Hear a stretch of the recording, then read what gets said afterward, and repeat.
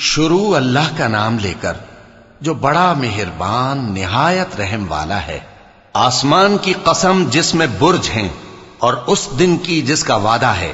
اور حاضر ہونے والے کی اور اس کی جس کے پاس حاضر ہوتے ہیں، کہ خندقوں والے ہلاک کر دیے گئے، یعنی آگ کی خندقیں جس میں ایندھن جھونک رکھا تھا، جبکہ وہ ان کے کناروں پر بیٹھے ہوئے تھے اور جو ظلم وہ اہل ایمان پر کر رہے تھے ان کا نظارہ کر رہے تھے، اور ان کو مومنوں کی یہی بات بری لگتی تھی کہ وہ اللہ پر ایمان لائے تھے جو غالب ہے، سب خوبیوں والا ہے، جس کی آسمانوں اور زمین میں بادشاہی ہے،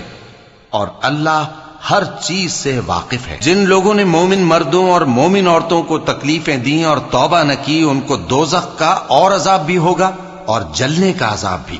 اور جو لوگ ایمان لائے اور نیک کام کرتے رہے ان کے لیے باغات ہیں جن کے نیچے نہریں بہ رہی ہیں، یہی بڑی کامیابی ہے۔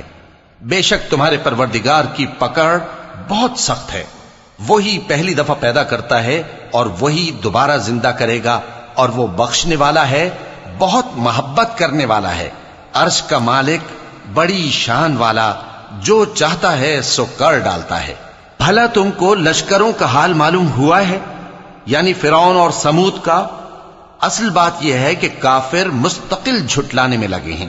جبکہ اللہ بھی ان کو ہر طرف سے گھیرے ہوئے ہے۔ یہ کوئی معمولی کلام نہیں،